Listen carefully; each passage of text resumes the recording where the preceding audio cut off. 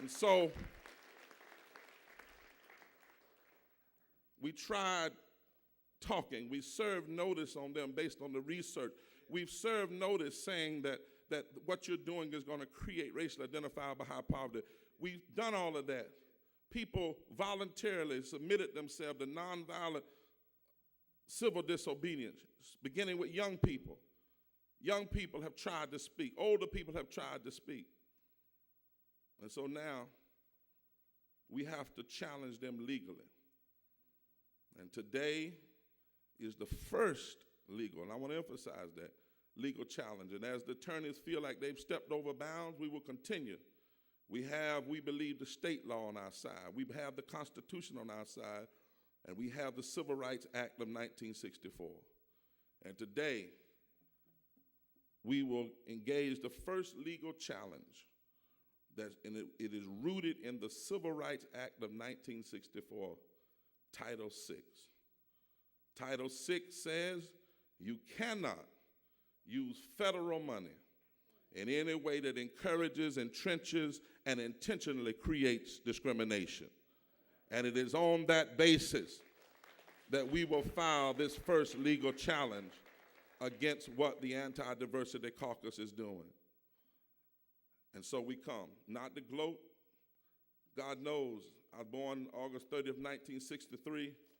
And the last thing I'd want to be doing, Dr. Forbes, is standing in a pulpit fighting a fight that my father and mother came here to fight to desegregate schools in the 1960s.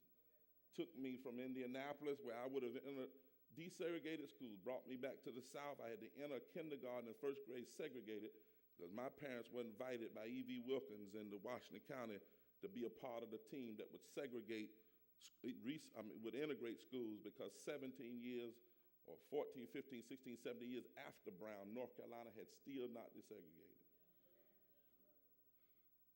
And I never thought at 47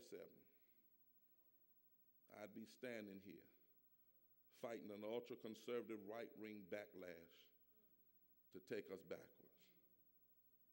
But let it be known, this is not the fight of William Barber. This is the fight of all of these people and many more.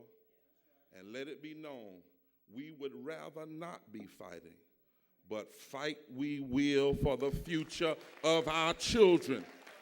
Because we want high quality, diverse, constitutional, well-funded education for every child, red, yellow, black, and white. They are all precious in our sight. And when you mess with our children, you have messed with all of us, our history, our present, and our future. So you do have a moral fight and a legal fight on your hands, and we will not back up.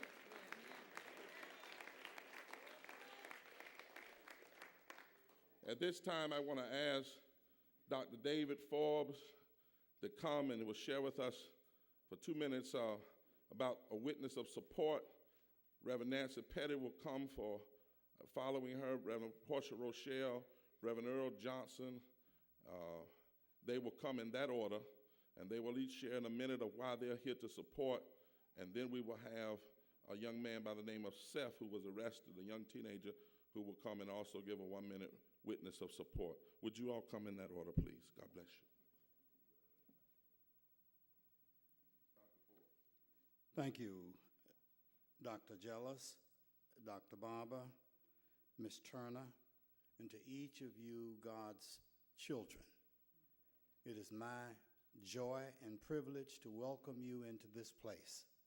This is God's house, and you are God's people, and we are engaging in God's fight. So the place to come is to God's house, and we welcome you here.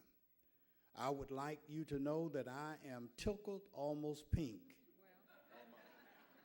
even with my complexion. I'm all tickled pink that Dr. Barber has brought us head on with what is necessary for us to vouchsafe the future of our children. I want you to know that folks still can't figure out at the school board why we get nervous when we hear neighborhood. Let me tell you why. I'm an alumnus of neighborhood schools. Let me tell you about neighborhood schools. Neighborhood schools divides unequally the resources of taxpayers between the hood and crosstown. Neighborhood schools mean substandard buildings for black folks and Indians, and for white folks to have the best appointment. Neighborhood schools mean that I played on sandlot ball fields and white folks played on grassy fields. Neighborhood schools means that I received the books that had been used in the white schools. They sent them to my school. There was no place even for me to write my name in the book, because neighborhood schools means that they use the best for them and leave the least for us. Carter G. Woodson said it a long time ago, and I'm beginning to understand it. When there is black-white cooperation, whites do the operating and blacks are required to do the coing. No more. Before we would be slaves, we would be buried in our graves and go home to be with the Lord and to be free. But freedom is not free. We must roll up our sleeves, even if they are short sleeves, roll them up, get behind our leadership, and get the job done. Wake County today, North Carolina tomorrow, the United States of America next week. Let's get the job done. Yes, sir. Yes, sir. Thank you, Doc. Say it with us. Forward, backward. As a white person standing here this morning, I feel like I ought to lead us in a time of confession on the part of my people. Ask for your forgiveness, because we have been part of a sinful time. And I stand here before you to ask for your forgiveness and to join your hand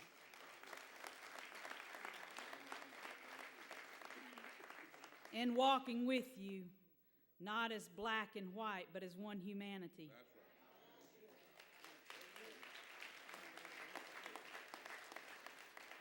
All across our nation, our education system is in trouble.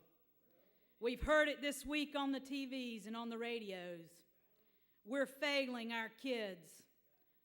Our country is slipping behind, and something has to be done.